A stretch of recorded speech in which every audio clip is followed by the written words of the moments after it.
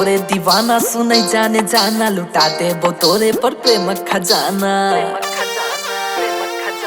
तोरे दीवाना सुनै जाने जाना, लुटा देबो तोरे पर प्रेम खजाना। हमर तोहर प्रेम देखते जमाना, करे ने सोना अब कौन बहाना। नहीं कर नखरा किन देबो घघरा, जाकर हम बाजार। तोरा घूमेबो सहरसा बाजार गोरी, तोरा घूमेबो दरभंगा बाजार।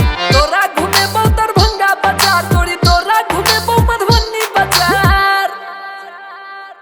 सुने सुने सोना जाना कले हमरा से प्यार के, तोरा ल जेबो घूमेबो बाजार के। हमर तू जान है हमर दिल जनिया, मधुबनी बाजार जाके किन देंगे हारमोनिया। सुनो सुनो सुनो हमर ससुर जी के बच्ची, दरभंगा टावर पर पिलाएंगे लस्सी। तुझे प्यार करना बस ये हमर काम है, आशिक जो तेरा रोशन उसका नाम है। सगरो मिथिला का सैर कराएंगे, सीतामढ़ी पुपरी सहरसा घुमाएंगे। तोहर हमर प्रेमक चर्चा छपते अखबार में।